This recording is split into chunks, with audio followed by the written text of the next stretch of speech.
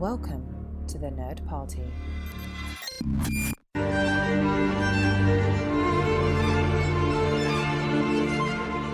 Hello and welcome to the A24 project here on the Nerd Party, a podcast about nothing but the films of A24. That's the dumbest effing idea I've ever heard. Well, I disagree.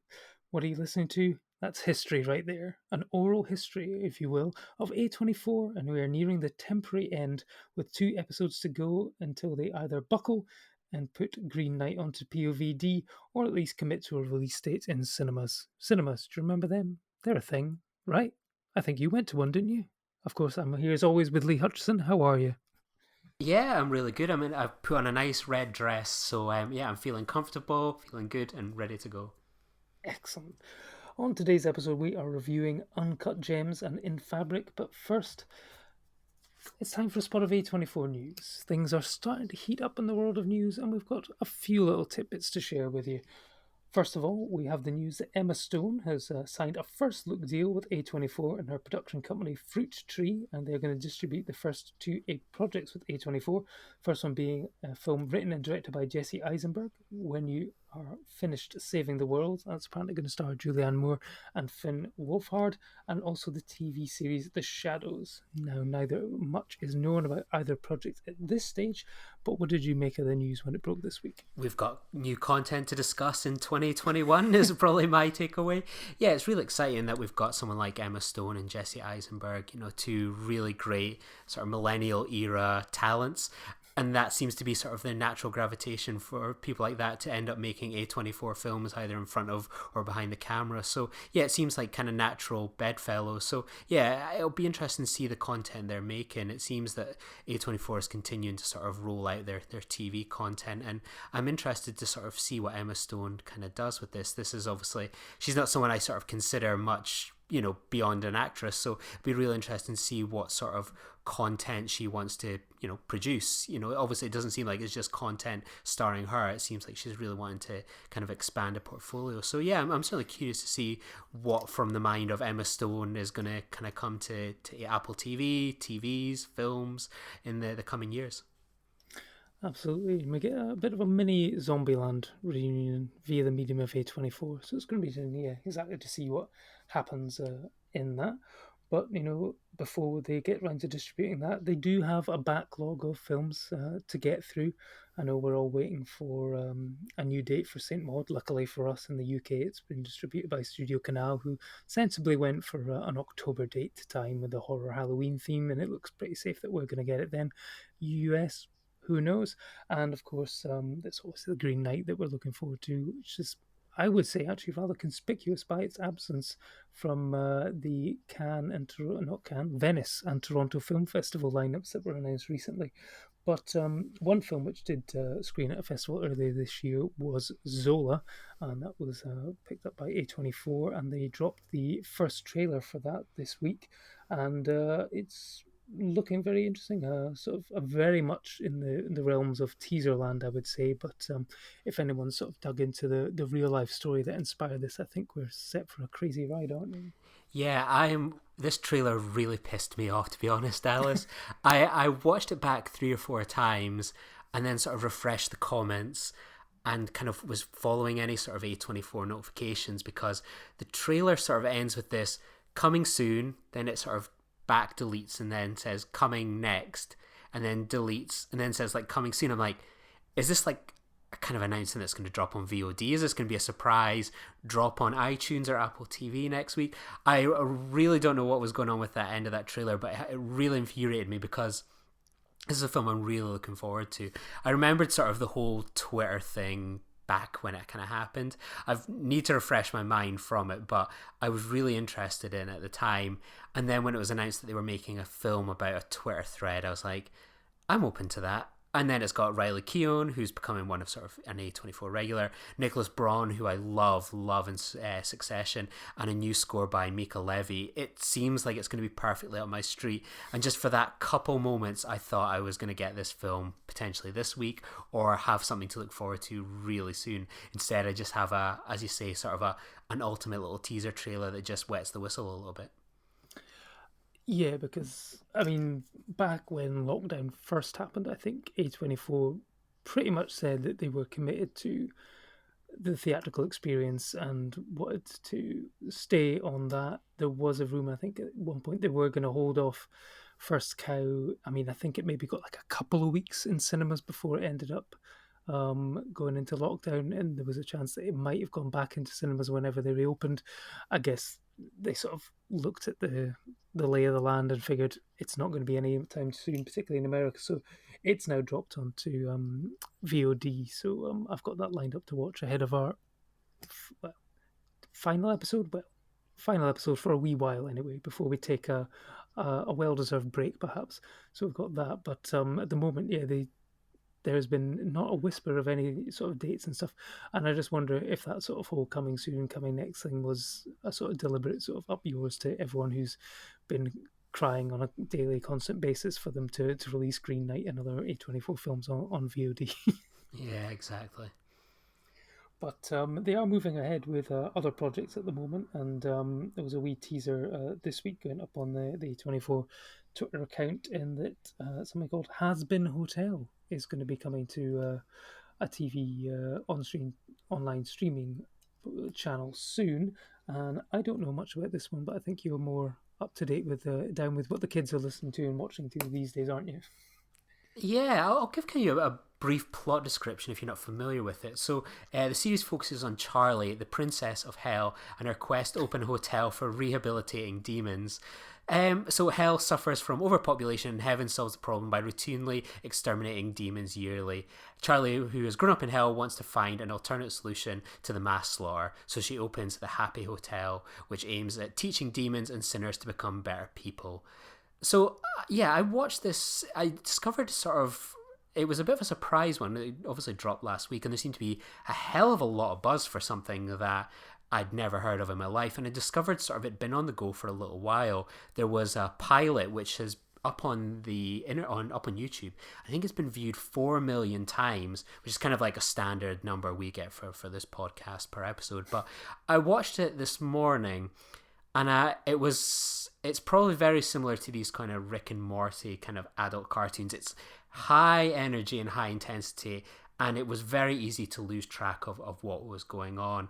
I mean, there seems to be quite a bit of controversy surrounding the kind of writer, producer, director, Vienna Medarano. There seems to be sort of a lot of Twitter issues with her that I kind of noticed, so people can find those out. I mean, I'm not qualified enough to know what is true, what's not true, what's internet hearsay and not, but it seems there's kind of a lot of controversy around the creative team of this thing, so it makes it slightly surprising that A24 have taken a punt on this show. But I mean, it certainly seems popular based on its YouTube metrics, and as I say, the Twitter comments were largely why this is actually happening. So, it's going to be interesting to see what form this takes. I can't see this being something I would want to watch more of after the pilot. It wasn't necessarily my cup of tea, but it'll be interesting to see what sort of network it goes on, whether it falls under the Apple TV deal, which I would doubt, or maybe it goes to HBO or someone else. Yeah, and interestingly enough, I think this is, if memory serves, actually this is going to be A24's, I guess, first dabble into the world of animation, actually. So I know people have always clamoured for A24 to maybe release like an anime film or something like that, but yeah, dipping their toes in the world of animation. So let's see what happens with that. But one final bit of news, and if anyone's sort of been sitting on lockdown, unable to go to the cinema, and has a load of cash burning a hole in their pocket, A24 Shop are offering you the chance to add to your collection of screenplay books that cost $60. And then, of course, if you live in the UK, probably about another $60 to ship that thing over, because the fourth issue is out now, and it is Hereditary. Is this, you've seen this one now, is this going to be making a beeline for your bookshelf? No, I think you summed it up. It's just too expensive to justify. They're really impressive sets, but no, I've got my Midsummer poster that I managed to get. That's at the Framer shop at the moment, so looking forward to having that hanging up on my wall. But no, it's one I'm going to have to take a big pass on. It's just, I can't justify that for any book. Yeah, no, I got the Witch one, or the Vivitch one on eBay, actually, for a reasonable price. Someone I think had accidentally ordered 2 copies to the UK or something, so I managed to get one. Okay, but $60 is a lot. I mean, even like the Bong Joon-ho sort of written introduction and all that doesn't all the extras that are involved in the back of the book beyond the screenplay, that's not enough to swing you. No, when it's, I could maybe justify it if it had like smaller P&P, but it's like nearly $100 for a book. That's just too much to ask for something that I would enjoy looking through and reading, and then it would have a lovely place on my shelf. But I can't justify it at the moment. There might be an A24 book that maybe will kind of give me the itch one day, but for now I have to pass. Yeah, if they did a screenplay book of our next upcoming film, perhaps. Because that'd be a very interesting screenplay to look at, I think, just for the sheer amount of dialogue, which is probably placed side by side and stuff like that, and overlapping. I think it'd be a really interesting screenplay to read, I think. But I'm sure we'll get on to that a little bit later on in the show, because first up is In Fabric, which is written and directed by Peter Strickland, the writer and director of the fabulous films which include Barbarian Sound Studio and The Duke of Burgundy. Set against the backdrop of a busy winter sales period in a department store, it follows the life of a cursed dress as it passes from person to person with devastating consequences. So, Lee, when was the first time that you got dressed up in fabric, shall we say? Yeah, this was an interesting one because the way it sort of works out with the UK and the US on this one. So I had the opportunity to see it in October 2018 at the London Film Festival, and I'd sort of heard the concept. A24 weren't attached to it at the time, and I was like, oh, that sounds interesting, but there was something else on at that time that meant my kind of attention went elsewhere. So I missed out on seeing it at the London Film Festival, and then obviously I heard some really positive praise and some mixed reviews coming out of the festival from it. So it was one of those ones, it was on my to-see list. And then I got the opportunity to see it June last year. I went to see it as a double feature with Midsummer. So I went to see In Fabric, first film in the evening, and then a couple of hours later after In Fabric, I went to see Midsummer. So it was a hell of an A24 double bill that day. And you think how long ago we actually discussed Midsummer on this show. Obviously, we go by the American release dates, so this was quite a way ahead of sort of the US on that. But yeah, I wasn't too sure what to expect going in, and I almost think this film would have made a really good double bill with Waves, what we just reviewed in sort of the last episode, in terms of the structure. I think as an incredibly, in my first reaction was, incredibly strong first half. Second half, a little less so, still interesting, but what a visionary kind of movie. I thought the cinematography, the score, the plot, I found it all really engaging, and I thought it was one of the sort of most interesting and original films I'd seen that year, and it's one that really stuck with me. So I really enjoyed the opportunity to rewatch it for this movie, and I certainly changed my opinion on some of my issues. Yeah, no, it was a weird one for us, wasn't it? Because like you say, it came out in the middle of June here in the UK, so I think it's probably one of the very few times that we've actually had an A24 film released over here. Well, technically, it wasn't an A24 film over here, obviously, but the fact that we got to see one in advance, given that we're always moaning about the fact that 8th grade took a year to get over here and stuff like that. So, we actually got one up on the Americans this time round, so that was good. But yeah, no, I think what really sort of struck me initially was, now I'm not sure if the US would have had this, but there was an incredible poster over here in the UK that was sort of like and it almost had like a 3D effect, even though it was 2D, but it looked like a torn up magazine where the model of this dress and then her face was sort of peeled back to reveal like a skull and stuff underneath. So I mean, immediately that was like, oh, okay, what's this? Trailer was definitely more of a mood piece than any sort of plot, but I mean, the plot is sort of hardly there in the actual film as well. It's certainly, in terms of like trying to describe it or whatever, and the actual overall viewing experience is probably up there with sort of like Swiss Army Man, I think, for one of A24's most unique, undefinable and bizarre sort of filming and film watching experiences. It really is a sort of unique sort of piece. But I think if anyone has ever seen certainly Barbarian Sound Studio in terms of Peter Strickland's sort of visual sort of style, and certainly the use of music and stuff like that. I mean, he is one of sort of the UK's sort of most sort of, I hate to use the phrase which always appears on like movie posters and movie trailers, but from one of the world's most visionary directors.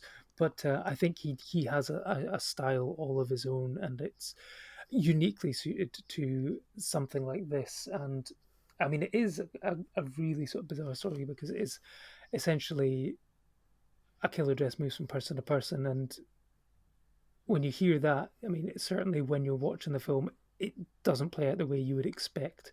And it's quite of a jolt to the system, but you then sort of go with it, this sort of almost sort of episodic story as the dress passes from person to person, and the way it does actually by the end of it is actually really interesting. But yeah, like you say, it does almost have that sort of wave sort of shock to it halfway through. But I mean, we can sort of dive into a bit of it. So I mean, sort of in terms of the sort of the look and the feel of it, I mean, to me, sort of with Barbarian Sound Studio, whatever, it's got sort of tip of the cap to sort of the Italian sort of style of filmmaking, certainly with the music and stuff like that. Did you sort of get that, and sort of delving into the sort of the weird sort of horror aspects of this bizarre tale? Yeah, I definitely saw the parallels between sort of that and Barbarian Sound Studio, and what I loved that made it sort of this, you know, elevated kind of creepiness was was this sort of stilted, weird dialogue and how people spoke and interacted with each other. Anytime it sort of would cut to meetings with like her bosses, like Stash and Clive, it reminded me almost of sort of a Yorgos Lanthimos film, and I really liked that sort of ambience of just how, even sort of when it cuts to sort of Leo Bill's character when he sort of is interacting with his kind of wife Babs, just everything about it felt weird. You're ill at ease watching it. You're kind of caught between sort of giggling a little bit, going, you know, and feeling a bit uncomfortable and being confused. And I thought that worked so well together. I just thought it was like a perfectly brought to life film. And I thought, like, as you say, it's so tiresome to say, but I can imagine whatever vision Strickland had for this film, he achieved it. Whether we have issues or not with it, this is what he wanted exactly, and I don't think he compromised on a single thing that he did with this film. Yeah, no, I mean, I completely understand what you're saying about the Yorgos Lanthimos comparison. I mean, we talked about it, I think, in depth on the killing of the sacred deer one, that the way that certain characters talk is slightly odd and unsettling, but it's clearly a choice by the director to have it done in that way. And it's something very similar. I mean, it's probably the only film I've seen where someone sort of describing the automation of a washing machine can send people into an almost sort of orgasmic trance. And you know, if that kind of thing makes you think, oh right, okay, that's an odd choice. I mean, yeah, it's one of those things that you just have to go with because it is that type of film. Like you say, he's had an idea and he's rolling with it. I mean, for me, it's easily the best sort of horror film probably set in a department store since Dawn of the Dead, and I think it really is sort of bizarre. You've got these characters who there's something very sinister going on at the store, but what I think is great about the film and particularly about the dress is it doesn't explain anything really. It's up to the viewer to sort of come up with in their mind, I guess, with what actually is going on. It doesn't do that thing in the third act where you know the mystery is all revealed and it turns out, you know, it's a curse put on the dress by someone who wore it and then, you know, decided to kill off anyone who ever wore it again. It's not that kind of thing. It's just like, oh right, okay. I mean, you've got creepy mannequins. You've got I mean, I think it's fair to say that it's got a sex scene involving a mannequin, which is rather odd and disturbing, and actually was cut in America because America apparently didn't like the idea of somebody tasting the menstrual blood that appeared out of a mannequin following a sex scene. So that answers my question I potentially had. So I have the digital copy from America. I got that on sale a few months ago, and you have the option of watching the film release or this unrated cut, which is only like 30 seconds more, maybe a minute. And I was sitting there just trying to rack my brain of like, what have they added in new to the film? Now I know it's menstrual blood. Yep, it was the licking of that, and potentially some other bodily fluids that splashed over other items and garments, perhaps as well. I think that was maybe what turned the noses up of the MPAA. But here in the UK, fair game at it. So, I mean, in terms of like the like you say, there's the structure. I mean, like the performance and stuff like that. I mean, you've got great sort of cameos from like Steve Oram and Julian Barrett from the Mighty Bush in there as the bank managers and stuff like that. But I mean, when it does play out and sort of the focus, let's say, shifts from like Marion John Baptiste to sort of Leo Bell and Haley Squires. I mean, like you say, it was you did get a bit of a shock, but I think was it something that sort of like with Waves sort of was okay on a second viewing when it sort of that's just the way that it was. Yeah, I didn't have much of an issue with it the first time. It was just a bit surprising, and because I think you get so kind of, I suppose with films like that do the huge flip, you get so invested in these kind of early characters like Sheila and Vince and sort of Sheila's challenges and woes with the department store, and it just takes that bit of realignment to something completely different. And Reg Sparks, for example, he's a very different kind of character, a much more passive one. He's someone that's easily kind of trod over, and I think that when I sort of rewatched it in the second one, I just really enjoyed sort of the dynamics between him and sort of Babs. I almost considered Babs almost the sort of driving force of the second half, where when I watched it the first time, I always thought of it was Reg's story. I somewhat think of it more as Bab's one on the repeat, but I just think it's interesting sort of seeing this kind of the journey of the dress, and once you kind of know that's going to be the case, you just relax into it a little bit more. You don't have sort of the whiplash effect that you do, and obviously you get some of the same crossover characters and kind of sets as well. So yeah, a really interesting kind of brave turn to flip it like that. Yeah, and I mean, in terms of like the setting of the film, it's something that's sort of puzzled me. It's like, is it a period piece or is it a modern piece? Because there's a lot of it that seems like with the TV adverts for the department store, that seems very sort of 70s, 80s regional telly sort of stuff. But I think it's almost got like a sort of timeless quality. The idea that this dress has potentially sort of been passed down over decades and stuff like that. And I mean, the film has always sort of struck me when I watched it, particularly at the end, as basically the idea came from Peter Strickland being a frustrated husband, and it was his response to having to wait all Saturday afternoon while his wife spent hours trying on dresses in a department store, and basically some sort of wicked revenge to be dragged around the shop after shop after shop, I think. That is an interesting relationship that they've got going on there. I mean, I'm the same as you. The only thing that, I suppose this will only appeal to our UK listeners, but I think the only thing that now dates it is a place like Argos has got rid of their famed catalogues. But yeah, I like that as well. You sort of feel it could be the 70s, the 80s, early 90s. I love that sort of timeless, this feel of it. And I think even sort of the relationships, how people interact at stag do's, everything feels of a period, but it's a very heightened, it's not tying itself into one specific era and making sure that all the kind of cultural norms tying with that. So I think it gives it something where I would almost love to know what American audiences think, for example, of this incredibly British take on sort of the high street and shopping. I don't know if this sort of department store necessarily translates. I don't know. It's hard to say. Yeah, no, I mean, these days you've got like, I guess, well, I mean, if they're still open after the pandemic stuff, you got your Targets, whatever, but it's probably more like your JC Penney's. But again, that's like your big big chain department stores. I mean, over here we'd have like Debenhams or something.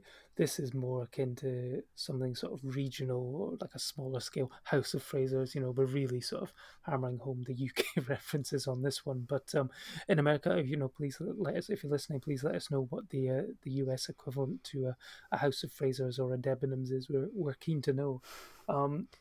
But in terms of like the villain, the dress, were you scared or threatened by it? Because the way its modus operandi and the way it goes around enacting its evil curse and stuff like that, I think it's fair to say that potentially it might not scare everyone. It might potentially cause some people to laugh. But I mean, what sort of threat level would you give the little red dress as featured in Fabric? I think it's a hell of a scare thing. I mean, you have this dress that's trying to suffocate someone while they're having sex. You have, it causing car crashes. I think one of the hallucinations it almost causes as well. It's like one of my favourite moments of the film is when Babs is talking about that she's having this nightmare where she's wearing this dress and she sees herself in a catalogue. And as she's getting thinner in the picture, her like size is increasing, sort of in like she's going up dress sizes. It's little things like that where it has these really interesting sort of unique ways of doing body horror. And there's fires and so on. I mean, that film that causes a hell of a lot of damage in this film, and yeah, it's such an interesting kind of character, and it's one of these films like. I wasn't in a huge rush to watch this kind of film again, but I was so glad I did, and it's I can almost imagine pushing it higher up sort of my A24 list than probably where I originally put it, even though I did enjoy it.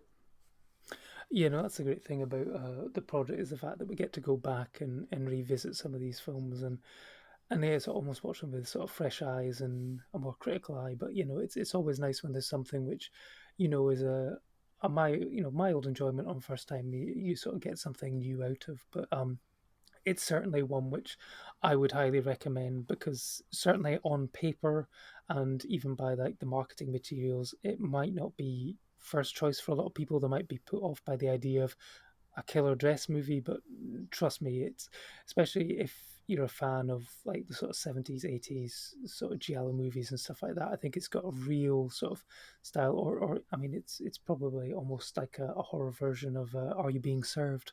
Again, one that probably the US audiences won't get, but YouTube it or Google it, you'll be able to find it. It's that kind of thing, but it's definitely worth a bit of your time, especially if you can find it in the sales and get it for 99 cents on US iTunes. So there we go.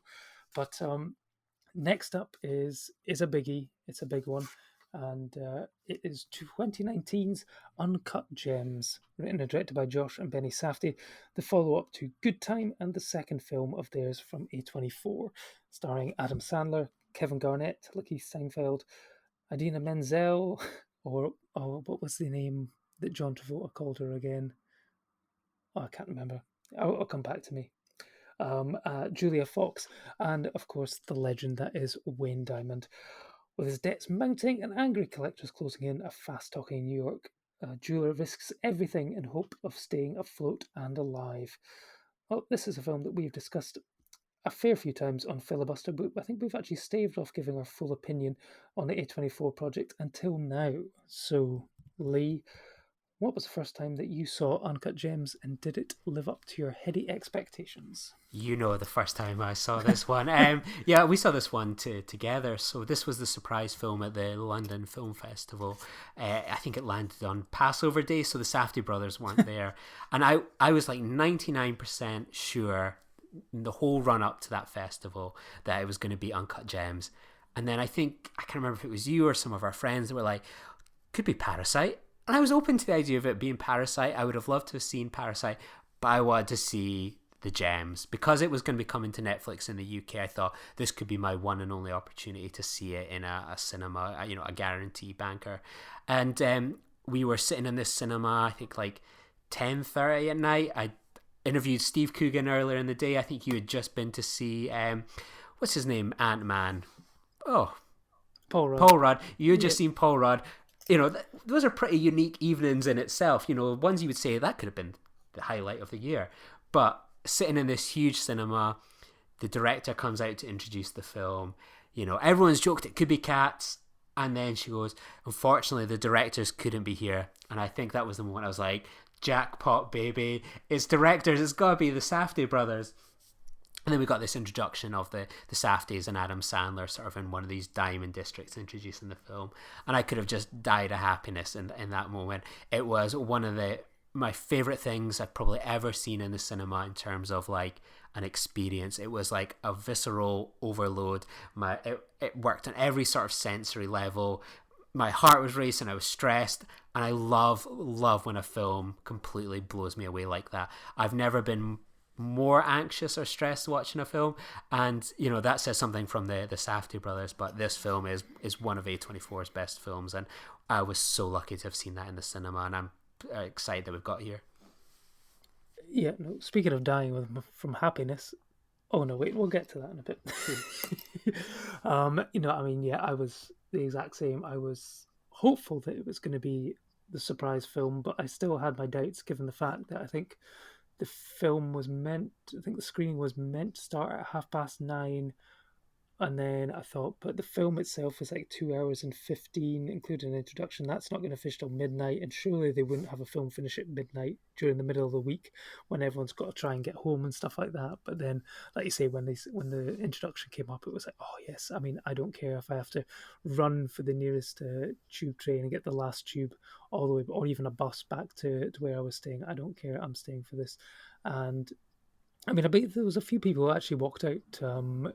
Partly because of the time, partly because it wasn't a cup of tea, and partly because some people were just far too stressed throughout the whole thing. Because, I mean, it was a lot of the reviews sort of coming out after the festival basically did call it basically a panic attack of a film because, like I say, there's hardly any let up from the beginning. I mean, the score is just fantastic. It sort of drives everything forward. You know, sort of Daniel Lopatin is just fantastic. The editing is brilliant. You know, I believe it's the film with the fourth highest number of F-bombs in it as well. But I mean, all of it sort of comes down to, I mean, we knew that this was going to be good because basically it is sort of like, I mean, if you can get a more jacked up version of Good Time, which itself is like stress inducing. And one of the great things I think Safdie Brothers do is, and I'll get your opinion on this as well, is they take what essentially on paper is deeply unlikable characters and somehow make you, by the end of the film, you're rooting for them 100%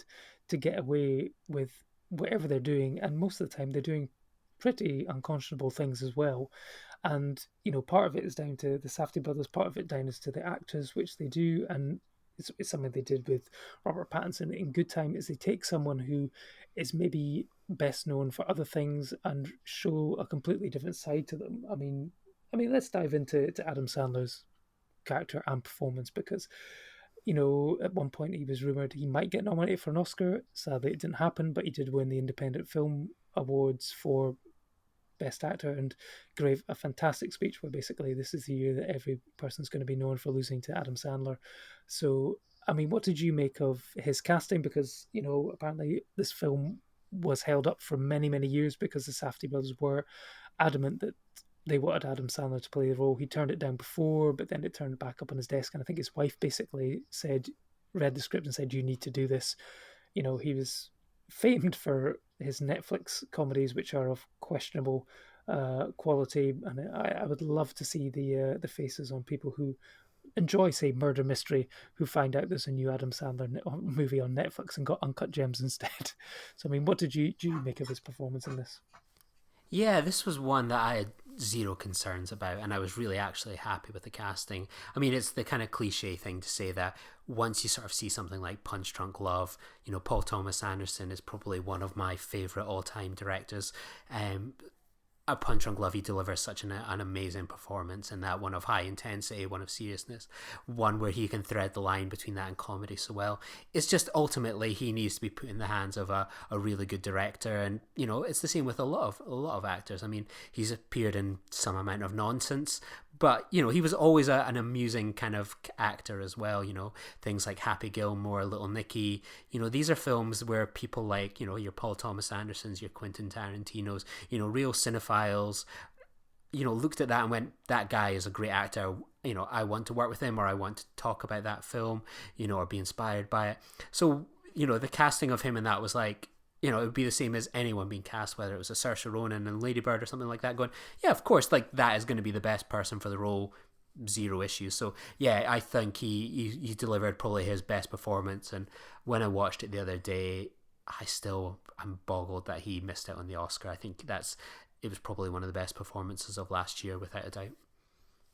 Yeah, I think it's sadly that maybe sort of just the stigma of Adam Sandler. I know that Eddie Murphy got stung with that. I think he was nominated for Dreamgirls, and I think he should have won that year, but sadly Norbit came out during the voting period, and everyone went, oh yeah, no, that's Eddie Murphy, we kind of know. But I mean, I think it was Joss Whedon on the Serenity commentary track. I think he said that if you want drama, the best person to actually get it done is a comedian, because they know how to make you laugh, but they also know how they can turn it on the other way. Making someone laugh is a hard skill, so they know what to do the other way around. And you can see it with like Eddie Murphy doing like Dolomite Is My Name. Jim Carrey had a great run in the sort of late 90s, sort of Truman Show, Man on the Moon, and Eternal Sunshine of the Spotless Mind. And yeah, Adam Sandler sort of getting that sort of renaissance. It's not the first time that that he was mentioned sort of in terms of like alternative sort of casting and stuff like that. I do remember that I think it was Quentin Tarantino wanted to cast him as the Bear Jew in Inglourious Bastards, and I mean, what an alternative take that would have been. I mean, Eli Roth is okay in it, but you could just seeing something like Uncut Gems makes you wonder, if other directors like Paul Thomas Anderson and stuff have done it, why can't others sort of take a shot and give him something a little bit different to do? And because then this is the results. You're completely and utterly invested in this character from the moment that he's on screen, sort of talking on the phone and stuff like that. He's got a way with people. He's compelling, but you're never unaware of just what a complete tool he is as well. He cheats on his wife. He owes people money over town. He takes the money that he gets and could pay back, and then uses it to finance other bets and stuff to try and keep all these like little plates spinning and stuff like that. He's not great to his employees. He's not great to his family. But there is just something utterly compelling to him, similar to Connie in Good Time. It's just fascinating to watch, and we'll get onto the ending in a bit. But there's been a lot of sort of deep dives into the film. When I watched it sort of first time round, and then even sort of second time round, I was sort of convinced to links to the Exorcist. The Exorcist is a film which starts off in a sort of dig in Egypt, where basically the main priest uncovers this statue which relates to the evil spirit Pazuzu, which takes over Linda Blair's character and stuff like that. And in many ways, with the digging up of this uncut gem in an Ethiopian mine, it sort of made me think of that, and how the jewel eventually sort of can corrupt and take over someone's soul. And we see it with Adam Sandler's character, and then potentially also with Kevin Garnett's character. I mean, I'm not sure if I was the only one. Did you ever sort of get any sort of parallels to that? Or was that just my mind going off on a odd tangent? You've sold me on it. You've kind of, I think that could be make for an interesting kind of double feature there. Yeah, I think you've got something there. Yeah, I mean, I might not touch on him in there, but, KG, Kevin Garnett, playing himself, essentially, in an alternative world view of 2012, when he played for the Boston Celtics, and they were in the NBA Championship playoffs. In terms of, I mean, were you aware of Kevin Garnett before the film? I still think it's odd that essentially the main character, probably like one of the second main character in the film, is a Boston Celtics fan, is a player, and the Safdies are well-known Knicks fans, and the fact that they made the character of a Boston Celtics person still amazes me. But in terms of his performance, I mean, it's probably up there for me with one of the best by a sporting figure on film. What did you make of his performance on screen? I thought he was excellent. I wasn't really familiar with him. I knew of him sort of from the pre-production period of like, this guy's going to be cast in the film, and it kind of made me think, oh, okay. You have images almost in your head of something like Space Jam with kind of Michael Jordan, but it's one of these ones like the Safdie brothers could you know, we know it from the thing, like they cast people from their personal lives that they know, people that have worked in sort of like the diamond industry. They have an amazing eye for talent. It's quite incredible, really. I think there is some of the best casting gets done sort of in this the Safdie Brothers films right now. So it'd be one of those ones, like they could have picked Ali McCoist or any sort of sporting personality, and I would have gone, I trust the Safdie Brothers with this. And I thought he was excellent. He's not just there to play Kevin Garnett. I mean, he has some fantastic kind of moments. You know, for example, sort of the scene where they're like the bidding on the gem, you know, when he's pitching to Howard sort of to give him the gem to take his sale. You know, he is an absorbing character, but also one that can be incredibly irritating, I suppose, especially if you're kind of rooting for Howie to succeed. I would love to see a Scottish version of Uncut Gems starring Ali McCoist. That would be interesting, wouldn't it? It would certainly be interesting. But I mean, yeah, sort of talking about the sort of casting of the film, you know, he's got it peppered with sort of like up and coming rising stars. You know, you've got like Keith Steinfeld, who's been the sort of like Knives Out, Get Out, any film with an out in it, essentially. But then, you know, you've got, you know, Eric Bogosian is Arno, the one of the sort of antagonists of the piece. And then he sort of goes with, like you say, the casting of other people. You know, you've got Idina Menzel, who, for the most part, is probably best known for her work on sort of Broadway and sort of being the voice of Elsa in Frozen. But then you've got people like, you know, they found almost on the street Julia Fox. You know, this is her sort of film debut is how he's a bit on the side and an employee. And then you've got, you know, The Weeknd in a bit part. You've got sort of David Keith Richards is, you know, one of the goons, you know, which was such a memorable performance. But, you know, I guess if we're talking about the memorable performance of someone who just comes in for a few scenes and then walks away with the entire film, I guess we've got to talk about our man Wayne Diamond, and you were lucky enough to chat to the legend, weren't you? Dallas, I love talking with Wayne Diamond. Like, do you follow him on Instagram, don't you? Oh yes, I do. The yeah, man wears a towel better than anyone else in the world. I don't think I've never had. It's only a towel. Yeah, the Nerd Party is a family show. We have been pulled up once or twice for foul language on this show. I mean, there's a few beeps in sort of our full interview that we dropped a few months ago, but that was when I had to kind of edit down quite a bit. Like, he is an absolute character in the best sense of the word. So yeah, here's a brief sort of insight. I mean, the interview was completely scattergun. There's no point in trying to have sort of any sort of list of like, we're going to hit on this point, this point, this point.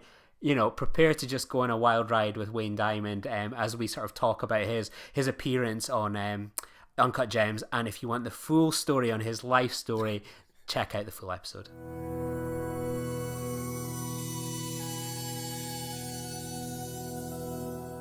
When did they first approach you with the idea of Uncut Gems? Obviously, 5 years ago. Yeah. 5 years ago. And was it always this role that they had in mind for you, or was it, you know, hey, we're going to do something, we're going to give you a call? The role they had in mind for me was, when they had the idea for the role for me, whatever it was, I can't say, but I'm a little too old to play that role right now.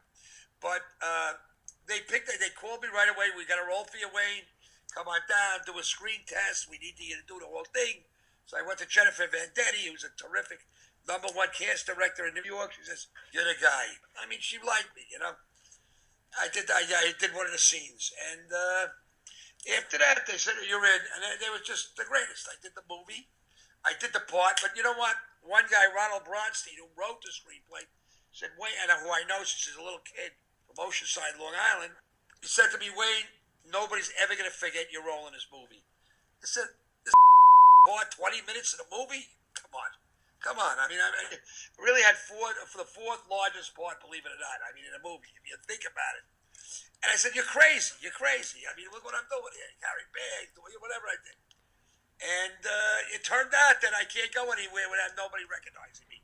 I mean, everybody knew me in Europe and here. You know, I'm a pretty well-known character. I'm a loudmouth. You know, everybody kind of knows me and likes me. You know. It worked out well. I mean, I liked it. I liked a little bit of fame, and I think that that I'm hoping to get me my next part with them in the next movie, which they said that I'm going to get something very big.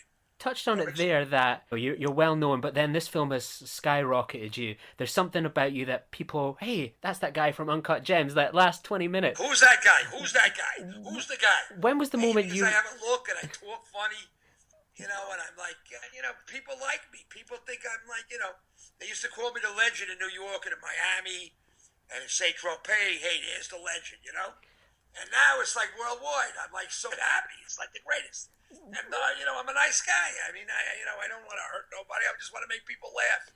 I like making people laugh. That's what I like to do. When was that moment that you realized, oh my God, your mate was right about this, that people are going to remember you from this role? Was there a moment when the film started to come out? I had no idea. No, you know what had happened? I guess we went to the opening at really the first opening was at Telluride. I didn't bother going, but we went to TIFF in Toronto. And when I was sitting in the audience in Toronto watching a film with my family there, and then I came on with the helicopter, and I'm talking, and then I get out. Everybody in the theater was laughing for 20 minutes, hysterical after being the tension that we had. The tension in the film. You saw the film, right? Yeah, oh yeah, I've seen it quite a few times now. The tension, and all of a sudden, there it was, boom, I cut the tension by getting off that helicopter, hey baby, whatever. I don't want to ruin the movie for anybody, but that's what I knew when they were all laughing. Then I asked my friends when they went to different, sightings of the film in New York, what do you think? Everybody laughed when you came on. So I kind of knew something was happening, Now I go out, everybody, can I take a picture with you? The funniest thing, oh, look at the Safdies, McLeod, Adam, Dina Mansell, they spent their whole life being great. Terrific. One of the things I think that everyone loves about your scenes together is the relationship between you and Julia Fox. You have great chemistry on screen. What was it like you two working together? The funniest thing with her was she was treating me like the whole time. I didn't understand that was a role, that all she was thinking about was Adam. Adam was her love, her baby, her baby. I didn't understand. I liked that we got along real good, sometimes. And then sometimes she was just so mean to me. And I didn't understand why. I said to her, why are you so mean? She didn't want to get out of her head, her part, And I didn't get it. I had no clue. Because I didn't know her part. I only got my lines. That's what Safdies do. They don't give you everybody else's lines, so you don't know what they're thinking. So she was just a great chick. A great chick. I love being with her. She was a lot of fun. She was really cool. She's a really New York, down-to-earth New York girl. I don't know what she's doing in California. She's going to be back in New York. You don't belong out there. It's like being in Scotland, you know what I mean? And you live in London, you know what I mean? Yeah, absolutely. I think one of the things that I was curious as well, once I discovered your background in sort of design and so on, is did you get much input in your characters' costumes and so on, and what you would imagine your character wearing? Or did the Safdie brothers have a very specific idea for how you would dress? They know how I dress. They know how I was. This is the way I look. I always wear black. I always look like this guy. But they wanted.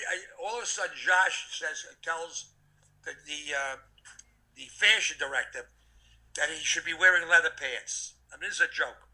So she brings me a pair of pants that's like a 90-inch waist that weighed maybe 150 pounds. It was like something. If you were going to be in a fire, you'd put this on. So you didn't get burnt.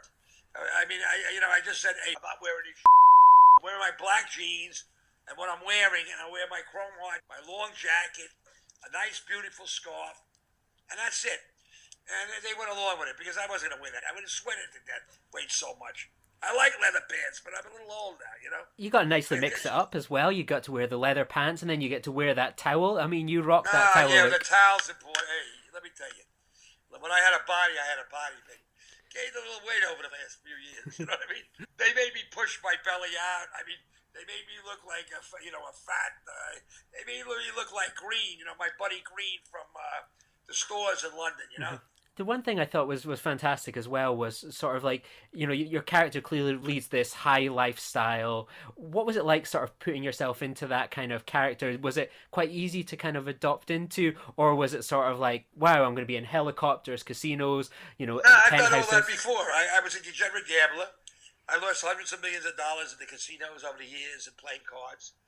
So I know what it's like. I know the feeling. They know. Those guys do. I know the feeling what it is to lose. I didn't give a, I was in the action all my life. So it was nothing new. Helicopters. I've been on Sikorsky's. I've been on, helicopters before. No big deal. It was nothing that was a big deal. I mean, in that respect. The big deal was to be in a major movie, and that turned out to be what I thought it would be, because I know the Safdie Brothers, and I know Sebastian. They're great. They're the greatest. I knew this was going to be big. And you got Adam Sandler. I mean, give me a break. Adam Sandler's character, Howard, has that high gambling lifestyle that you kind of talked about there, that, for someone like me that'll maybe put a few bucks on sort of the football or something like that as a bet. How old are you? I'm 33. Give me a break. I get my balls to be 33. So, like, I had the, I couldn't, I was like, oh my God, I was stressed watching betting. I'm not a basketball fan, but I was stressed watching it. Were you able to give sort of Adam Sandler any sort of your hints and tips of, like, what it was like to be spending that kind of money, to lose that kind of money, to win it too? Were you able to kind of share some of those experiences? It was never, listen, the thing is that people that aren't real gamblers don't understand. It's never about the money. The more you have, the more you want to bet. And the bigger the bet, the more you feel the action. The more you got your pulse racing, and the more action you're getting. The more, you never make a bet. That bet in the movie was ridiculous. I mean, no bookmaker that I know nobody would ever take that bet. Nobody would ever take a parlay like that, okay? Never going to happen. Never, never, never. But, you make big bets with bookmakers. You'll do a two-tier parlay, an over-under. It's a big difference, a big, big difference. Adam gets it. Adam got it. The guy that you had there, I don't know what his name was, that guy with the gray hair. He wasn't a real bookmaker. He was an announcer. He really didn't get what it is to feel being a bookmaker. Mm-hmm. Yeah, I knew plenty of bookmakers. I mean, he was it's like, what's his name? What's Reagan said to the guy? This guy was no bookmaker, A bookmaker would say, you can't take the bet. Here's the bet I'll let you have. And these are the odds I give you on it. It was very real, though. It was really real. And, for a layman, it was so real. It was so great. I mean, insane. I mean, when you see the movie, you feel like you're there. It was a real movie, and everything that happened, it was unexpected. You touched on it. You only had your lines in this kind of film, and then what was it like when you see the finished product with how you fit into that final third? That as this kind of climax is going on, we've got Adam in the kind of room. KG's kind of playing the basketball. KG the best. Oh, yeah. KG. Oh, was he the best? You know what? You don't know what's going on. It took them 4 months to edit the film. So I never knew what was going on. I mean, I never knew. You don't know. You never know what you're doing in a movie. I've done some short movies, some TV, and some things that you never know what really is going on. I mean, you don't know. You don't know until the finished product's done. When you look at the finished product, you want to hide under the desk somewhere. You know what I mean? It's kind of like it's surreal. You know what I mean? What was it like when you saw that finished product for the first time? Were you sitting there thinking, "What, going? God, I hope they've not cut me." I was like embarrassed. I Yeah. was very embarrassed. You're like embarrassed. Here it is. I'm playing this kind of cartoon character. I look at it and I said, "Oh my God." When I come off to a chick like that, would I ever come off to a girl like that? I would tell a girl 3 times. I'd ask 3 girls sit on my face in the old days when I was a kid. One would say yes, I'd be happy. I would never be like so classy. You know what I mean? What was it like that kind of first night that you've been in these shorts and then you see this final finished film? You're rolling it. The crowd love you. Is it sort of like, as you say, you've had big bets, you've had success. What's it like to be at a premiere of your own film and to know that the audience are loving what you're doing? It makes you feel. Look, I like to make people laugh. When I heard people laugh, I feel I get animated. I feel terrific. I feel great. I mean, I'll be in a bar. I make all these people laugh in a bar. First they look at me and say, "Look at this long-haired freak," and before you know it, I have them all laughing at the bars in New York or wherever I am in the world. I'm very good at making friends and all over the world, and I enjoy it. And, when I can make them laugh, I feel like $1 million. That's really what feels good to me.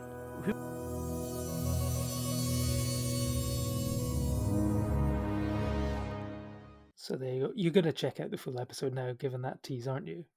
I mean, he is an absolute legend. And yeah, like you say, follow him on Instagram, where he wears nothing but a towel, and yeah, you can see how he's adapting to life during lockdown. And another star that we actually managed to talk to, one that I think we all kind of missed first time round when watching the film, and I couldn't even place it when I read the credit on the cast list of was it Third Dwarf, and that is eighth grade's Jake Ryan. Now, it took me about 3 viewings of the film to actually realize what dwarf actually referred to, and it wasn't just like a dwarf, hustler or goon, but it's actually one of the performers in the stage show that Howie's daughter is in. And once again, you managed to tap up those connections, slide into those DMs, and managed to speak to him about what it was like working with the Safdies, weren't you? Yeah, it was. Yeah, so here's Jake Ryan, the McNuggets boy from 8th grade, does it again in sort of this another A24 film. So here's a little bit about the making of Uncut Gems from Jake Ryan.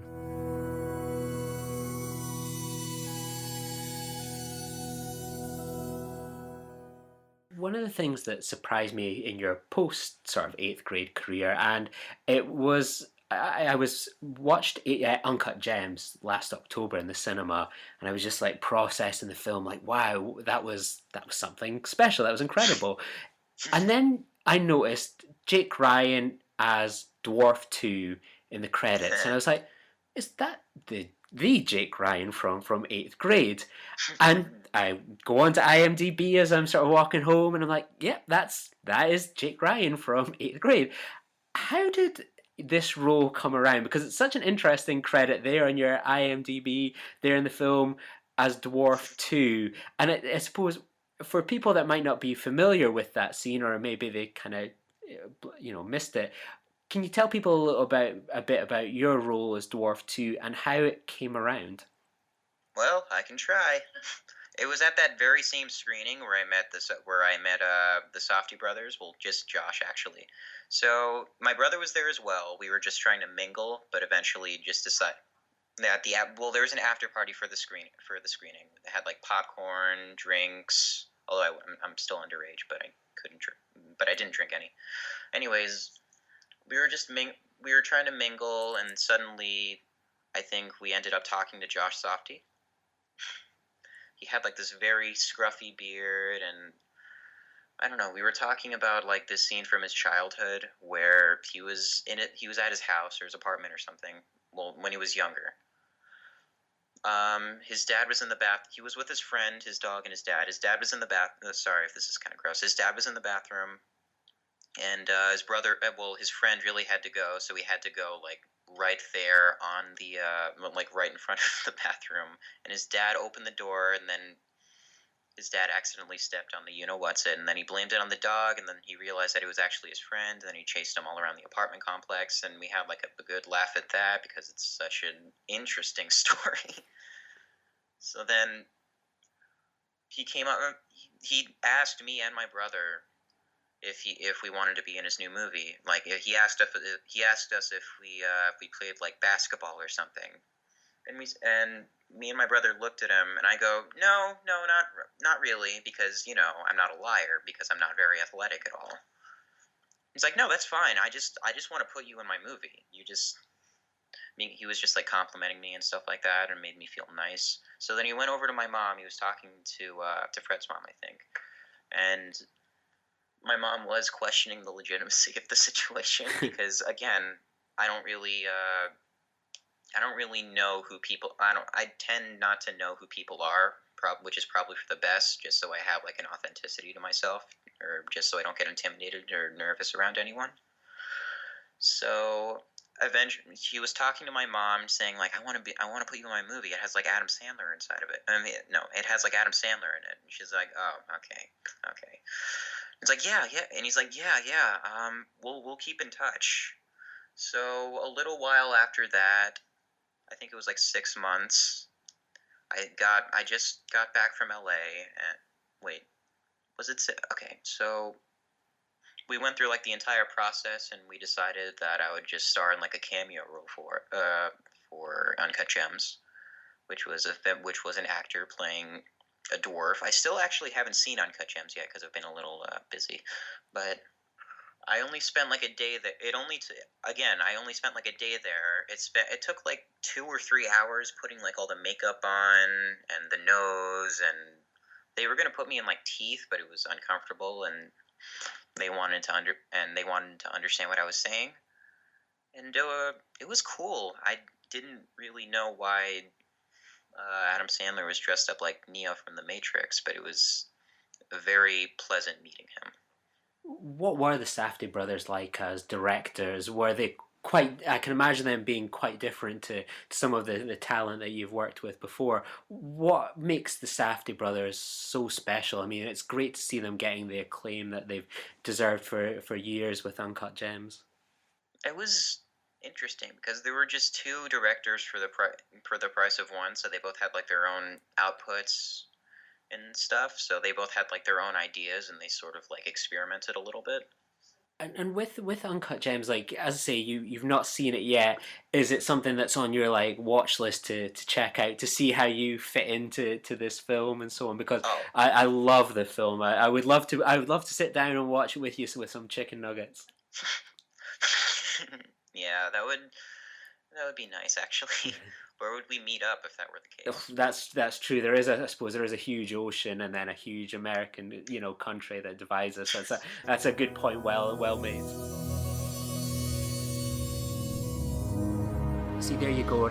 Would you ever name me another podcast that would have like someone talking about their first experience of meeting the Safdie brothers and it involves excrement? That's completely something unique.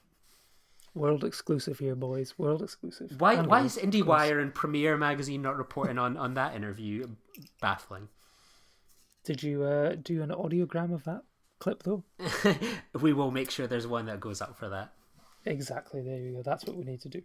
But before, we're talking about Uncut Gems, we're talking about how great it is, but I think it would be unfair to talk about it without talking about the final act. And since this is at the end of the episode, we can put up a spoiler warning. But before we dive into probably the tensest 30 minutes of film watching I have experienced probably in the last decade, easily the last year, but certainly the last decade, let's go over to Lee, who chatted with our A24 friend, Brianna Zigler, about why she loves Uncut Gems so much.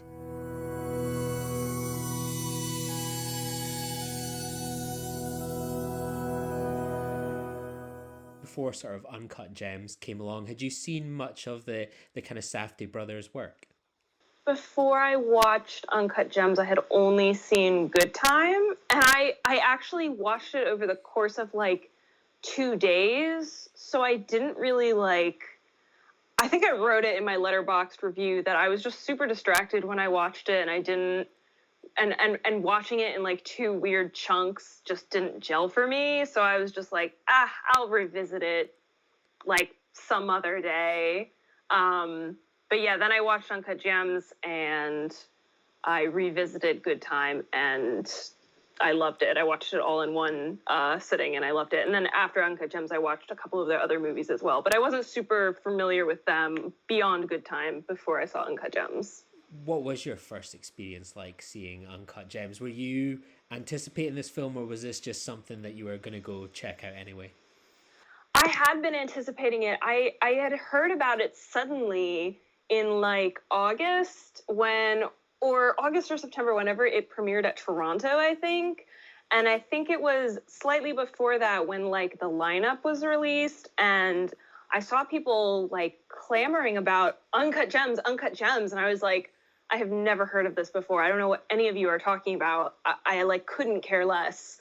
And then that came and went. And then it had a secret screening at New York Film Festival after I had already left. It got more really good reviews there. And then I think it was kind of after that. And then in the couple months leading up to its release in December, that I just started to get really hyped for it. I forget exactly like what it was, if there was one specific thing that I saw or read that really like kind of did it for me and really got me geared up for it. It could have been like I love movies that are very Jewish. I think because I'm Jewish, but my family's not very religious, and I didn't grow up. I'm only my dad's family is Jewish, and then my mom just converted, but she grew up Catholic, I think, and we're very secular. So I like to see movies about Jewish community and family because it kind of like substitutes, I guess, like what I didn't have. So maybe knowing that kind of excited me, and like I like Adam Sandler's serious work, and I now also like his comedy work. So that maybe drew me in, but yeah, I don't know what it was specifically. It was probably just like a amalgamation of all these different things that kind of pulled together and got me going for this movie finally. How did you sort of see it for the first time? Obviously, you had these near misses. I don't know what it must have been with Uncut Gems, that it was a surprise film at all these different festivals. It was the same at the London Film Festival, that was a surprise film there as well. When did you sort of get to finally see it for the first time, and what was that like? I don't really know if I guess I can say it now because it's been so long, but I was sent a screener. Like, someone shouldn't have sent me a screener, but I just I had been tweeting about wanting to see it so much, and like 2 people DM'd me and were like, do you like want my screener? And I obviously I won't say who they were, but I was like, yeah. So I watched it like before it actually was in theaters, like at home. And when I did, it was a very it was a very interesting experience. I feel like I had at that point been very much anticipating it, and it like lived up to my expectations in the first watch. That it was like exhilarating. Like, it was kind of exactly what I expected, and that made it perfect and like just what I wanted. And then in the watches after that, it's just kind of gotten like better and better. And there are so many things that I like notice and different things I pick up on that make it a different, unique experience from the last experience. But yeah, I watched it by myself in my living room, and yeah, I just remember being just like fully like enraptured by it. And it was the first time I'd really felt that way about a movie in like a while. I suppose if we're being generous, like all the rest of the world got to experience that film by and large on Netflix. So you're just paying tribute to the international release, watching a screener that early. So yeah, you've got a free pass. Thanks. Did you get the chance to see it ever sort of in a cinema, or was it always just sort of home viewings for you? No, I did go. I went twice. I saw it by myself, I think New Year's Eve. And then I went with a friend the second time, and we got really stoned, and it was amazing, which was funny because the second time I watched Uncut Gems was also at home with my 2 friends. I wanted to show it to them, and I had like a panic attack because I got too high, and the movie was just so disorienting, and I just like completely freaked out. And then the second time I got high and watched it was in the theater, and it was amazing. It was like the perfect, we were both totally like blissed out, had like a ton of snacks.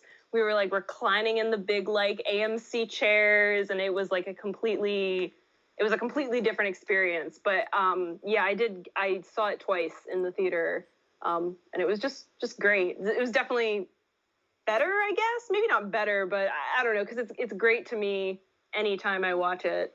So yeah, it's definitely a good getting to see it on a bigger screen. Was there an element when you watch it sort of on the big screen the first time that you weren't able to sort of, maybe was the experience frustrating in the respect you think, oh, I wish I'd sort of seen it on the big screen first, or did that not make sort of any sort of difference?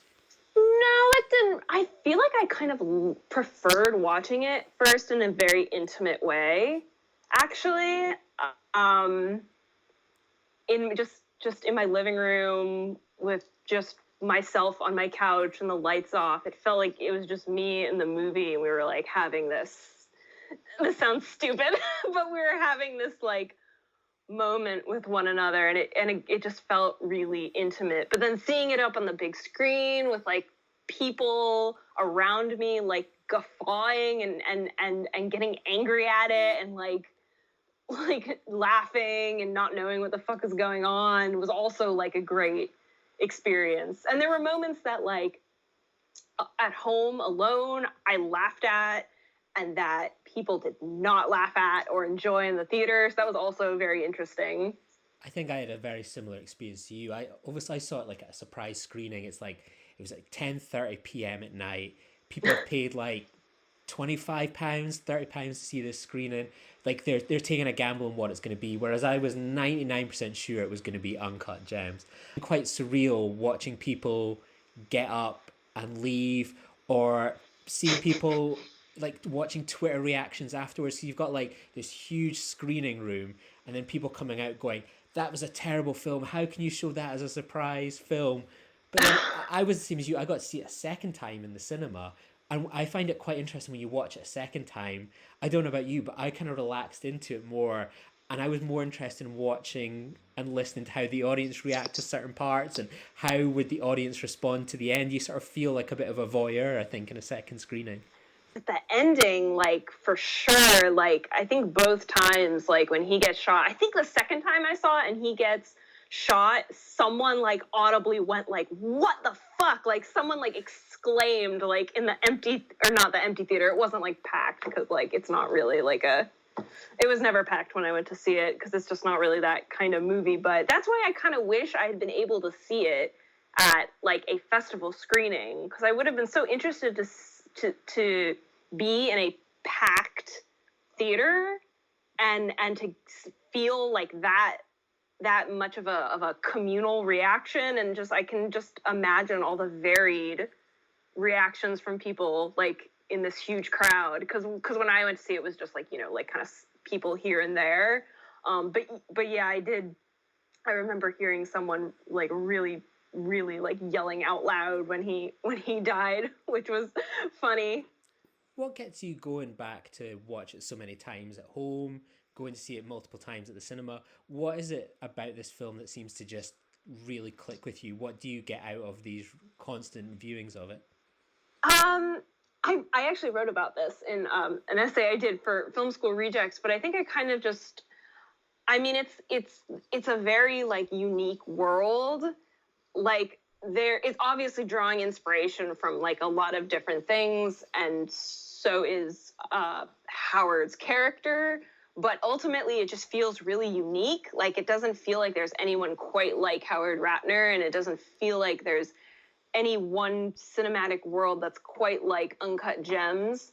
And it's anxiety inducing for sure when you first see it, though it wasn't as much as I was kind of like hyped up that it would be. I would say that the scene when the door gets stuck, the magnet in the door is like faulty, that really like freaked me out the first time I saw it. That was the most like antsy I think I got.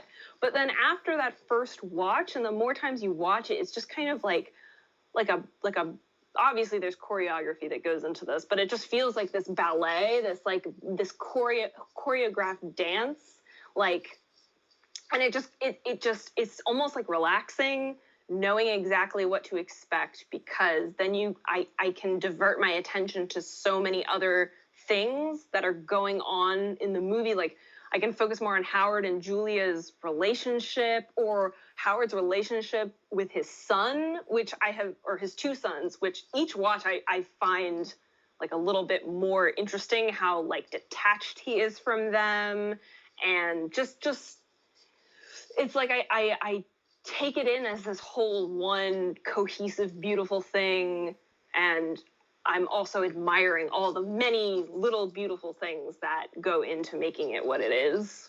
I definitely agree with you. Like, I think it's a film that benefits from constant repeat viewings. I've only watched, I'm just on a humble 4 myself. I kind of saw it twice at the cinema. and then I got it on digital and I just sort of rewatched it again Nice. recently. I mean, to put it into perspective, I'd watched it 4 times and I never once realised that the Howard's wife was like the lead girl from Frozen. So, you know, so there's always something that you can be got on repeat viewings, you know, even on the sort of a behind the scenes level. What do you make of like the cast from sort of like Adam Sandler to sort of all these? I think what makes kind of Safdie Brothers films so special is they seem to pull these people from real life, people that they know, people that their father kind of knows. It seems to be quite a surreal gallery of rogues that they seem to always assemble.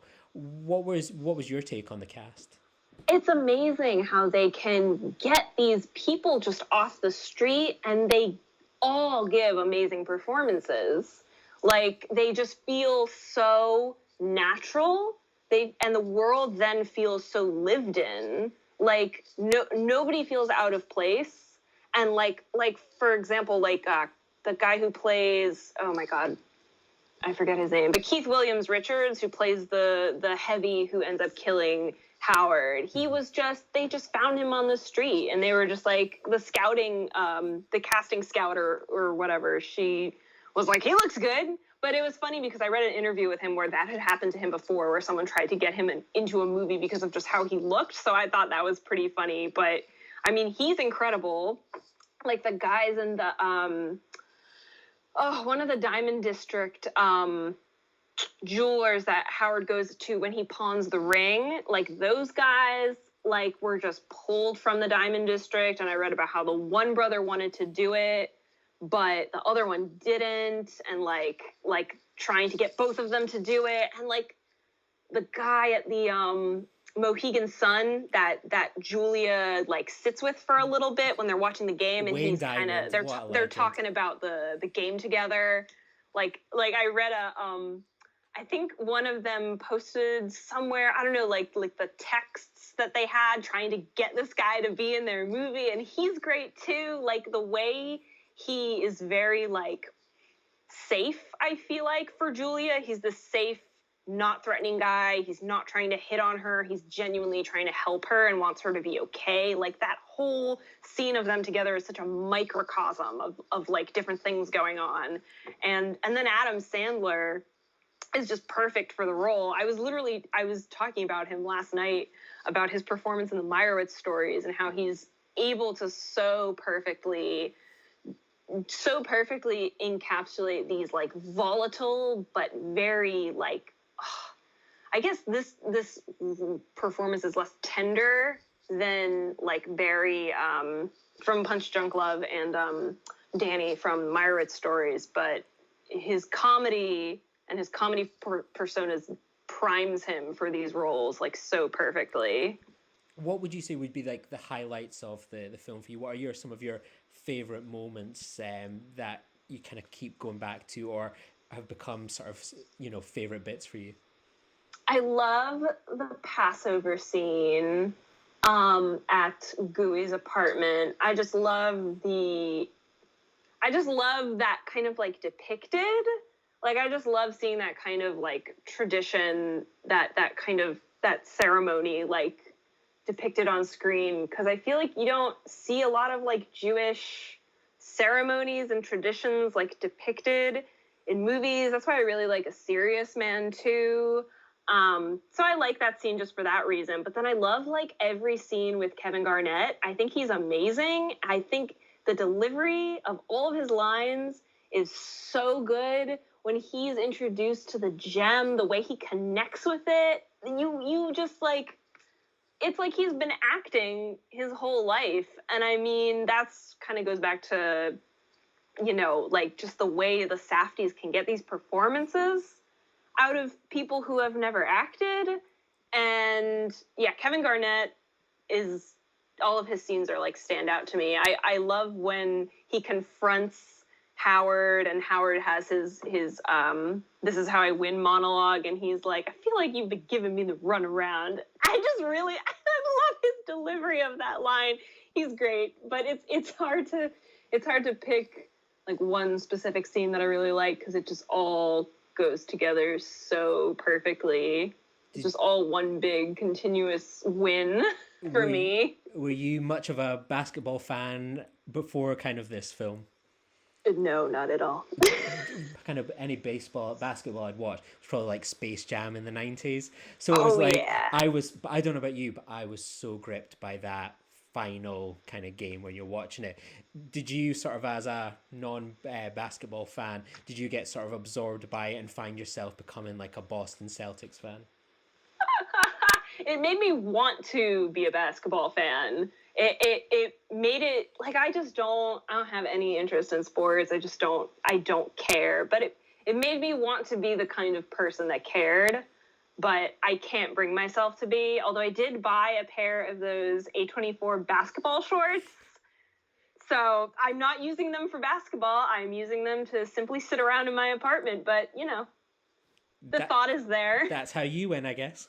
Yes. So kind of, it's been obviously great chatting with you about sort of Uncut Gems. You mentioned sort of you had an article that was available online. I think it was like through Film School Rejects. Yes. If people wanted to kind of read that or any of your other works or thoughts on sort of Uncut Gems and other bits and pieces, where's the best place to kind of check that out? Check out my author page at Film School Rejects. All of my work is on my portfolio, which you can access on my Twitter profile. That's probably the best place to find all my stuff.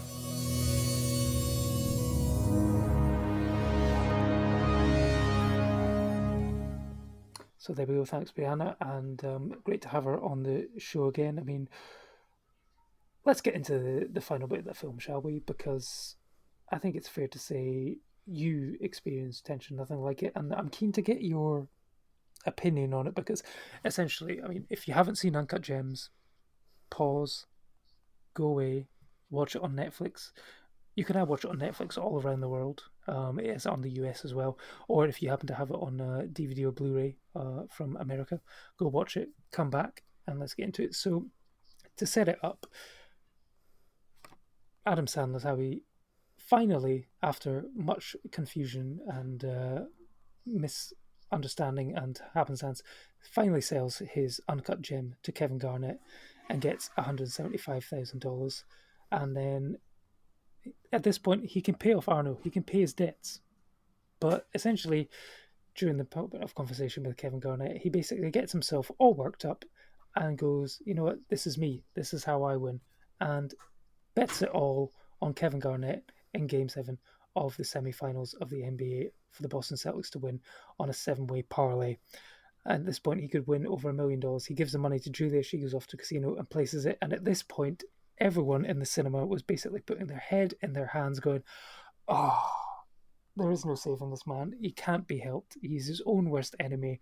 He had a get out of jail free card, but he just goes and does it. And then, essentially, he locks everyone in the sort of the cage, the midway point between his jewelry office and the corridor, and forces them to watch the game with him and essentially the audience must watch the game with him as we're forced to try and see if he is going to win big and basically save the day. So as a non-basketball fan, essentially, how absorbed were you with this final Game 7?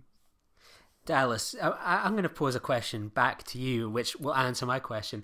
Do you own a Boston Celtics jersey now?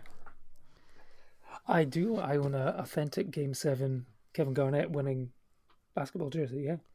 I also randomly own... And as a Knicks fan, I also randomly own a Boston Celtics kind of jersey as well. Have I ever watched much in the way of basketball? I've seen Space Jam, I've watched Uncut Gems, I really love The Last Dance, so to say that I was absorbed by kind of the basketball scene would be, an understatement considering I've gone on to buy this random jersey with Garnett on the back. I was stressed out of my nut watching that game. I mean, obviously it's a real life game, but I would never have known sort of the outcome of it. And I mean, you're spot on. You think he's got out of it. He's overcome, all his kind of failings. He's got his money. He can pay off his debts. And it's that moment when he's like trying to get it to Julia Fox's character. You're like, oh my God, don't give it to Julia. Just, take the money, go have some peace and quiet. And he puts it down on this like ultimate crazy bet. I mean, we saw him early in the movie win big but he didn't get the money because it was kind of pooled. So you kind of have an okay amount of confidence in him. And it's kind of ties back to the KG acting as well. I mean, Adam Sandler, I mean, that is a scene that you would almost be convinced could win him the Oscar, where he is like trying to motivate KG, was like, you know, people are saying that you're this and that. I think you can go out there and prove them wrong. It's like the ultimate team talk. And it's just so intense when you are watching it, where like Julia's kind of at this casino, the bet's on, trying to understand everything that's going on, and there's like loan sharks kind of chasing her. And then you've got Adam Sandler, he's locked everyone in this door, is like, and you're just watching him, he's like stress hitting the TV, responding to it. And I mean, I just couldn't handle that as an audience member. It was so stressful to watch. It was, yeah, unbelievable. And, you know, that's euphoria when he gets it right, you know, the parlay, I think it's kind of called. You couldn't believe that he's done it, and you think like, are we about to get a happy ending here? Because it feels so earned for Howard, for Julia, even for sort of Arno as well, and for us as an audience member to have gone through so much and to have it taken away from us like that was just horrible. Yeah, I mean, I'm not actually going to say exactly what happens but essentially, yeah, we don't get a happy ending. He doesn't get the money. I mean, it's a moment when, I mean, you are so happy for him. Despite everything that he's done, you are actually happy that he's managed to do it. He can now pay off his debts. He can, you know, go off with Julia. You know, he probably will end up getting divorced by his wife. But who knows? Maybe things might have worked out there as well. Who knows? You know, it's the ultimate, you know, you cannot believe it. It's like 1,000,000 to 1 shot, but he's managed to do it. And when it happens, I mean, I was bolt right out of my seat. I could not believe that they had gone that way. But then sort of watching it a second time and sort of thinking more about it, it's like, I don't think it could have ended any other way. It sort of talks to back to the sort of the Exorcist thing and the corrupting influence of the gem, and the fact that essentially it's taken Howard's soul and there was essentially no saving him. You know, will it end up doing the same to KG? You know, in the Exorcist, you know, in order to essentially rid the young girl of the spirit, one of the priests has to take the devil into him, and then he jumps out a window and kills himself in order to kill the demon. And essentially we almost get something like that, you know, there is no happy ending for this. The Jew is essentially cursed, and it plays into that. But I mean, it's such a shocking ending, and you're almost like sitting there for like I think I was there for about 5 minutes until once the credits rolled, thinking, no, that it can't be it. But then you're like, it is. And but ultimately, I think it was the right ending. What did you think? It had to be the right ending. I think anything else would have been sort of disingenuous to this world that the Safdie brothers have created. I mean, it is a dark world, you know, dealing with sort of loan sharks, high betting, you know, this diamond, you know, yeah, I suppose there's only so many times you can skate close to the line, and, you know, the only punishment you get is being maybe locked up in the back of a car boot, you know. Yeah, it's anything, you know. For me as an audience member, I would have been relieved if it had been a happy ending. But me as a film fan, and what makes this film so special is the ending is part of it. So I wish it wasn't what happened, but it was what had to happen, and it's what was best for the film completely. Yeah, no, I think it is that, because I don't think it could have worked any other way. And you know, Howard was someone which, you know, his past was always, so he was chasing his own tail, and his past was going to catch up with him at some point. And I think it was the right ending. As much as you want it to go any other way, it had to be that. And you know, it's a similar thing to Good Time as well, because in that, Connie, Robert Pattinson's character, essentially he does get arrested at the end. You know, his past catches up with him. He can't avoid the police and stuff, and all the bad stuff he did catches up when he gets arrested. But in some ways there is a glimmer of hope in the fact that his brother ends up going to a facility where he will probably be all right and stuff like that. And you know, there's kind of a happy ending there, less of a happy ending here, although one would say maybe Julia certainly is going to be all right because she's got like a million or so in cash in the back of a limo. So will everyone sort of catch up with her? Who knows? But God, I never yeah, thought about that, Dallas. You've really depressed me now. What? I mean, what you think that Julia's now not going to be alright either? She'll probably just go off for the weekend or something like that. Yeah, no, God, I hope so. But I've never considered that. That's going to have a huge, she's going to have something painted on her back with that one. Oh, yeah, but no, I think I'll offset it with the fact that I think it's going to be very difficult for everyone to get out of the jeweler's shop, because essentially one person would need to be in there to press the button, and so there's always going to be essentially going to be one person stuck in there until, because they won't be able to get out, and I think maybe the police will come. So who knows? But again, it sort of harks back to the sort of Hays Code of the 30s and 40s, where crime doesn't pay and stuff like that, and they had to have a very moral center at the end of the films and show that if you do bad things, you can't get away with it. And I guess that sort of greed corrupts all, which who knows? Maybe that appears in an episode of Filibuster where we talk about the 7 deadly sins. I'm not wanting to preempt anything here, but perhaps that's the thing. But in terms of the legacy of Uncut Gems, where does it sit for you? Because I know I've got a lot of thoughts. It was a film which impressed me so much, which during my time in lockdown I ended up making a board game of.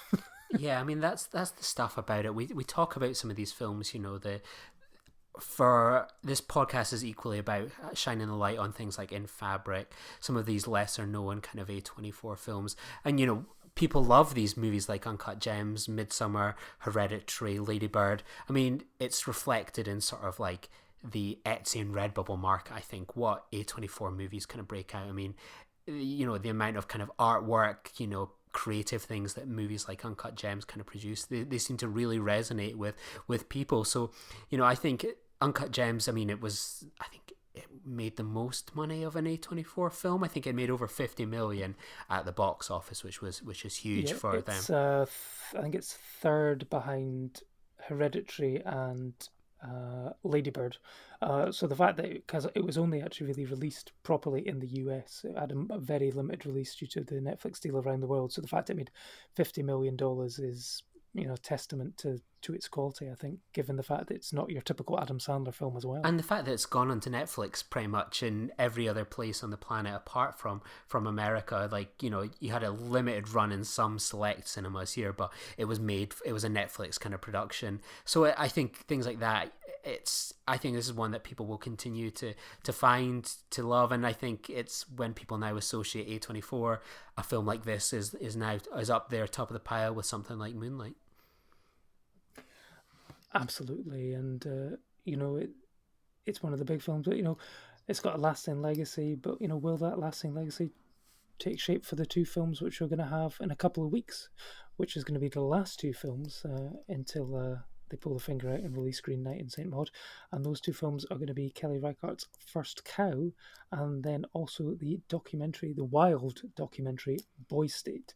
You might have just heard these interviews with the directors on the previous episode, but he's got one more interview to come before that. So who are you going to be talking to next week? Yeah, we have got like the full interview. We previewed it a little bit in our Lighthouse episode a few weeks ago, but we were joined by Logan Hawkes to talk about his starring role as Ephraim Winslow in Robert Eggers' The Lighthouse. So yeah, a really unique casting story for that film, and it's really interesting to hear about his experience kind of creating sort of this little mini role in The Lighthouse, and hopefully we kind of shine a light on this really interesting character. Absolutely. But until our next episode, if people want to reach out and chat about Uncut Gems and get your advice on putting on a 6-way parlay on the Celtics, where can they find you? Yeah, you can find me on Twitter at LeeHutchison_. And you can get me at DallasKing1138. So we'll see you next time. Remember, this is us. This is how we win. Bye.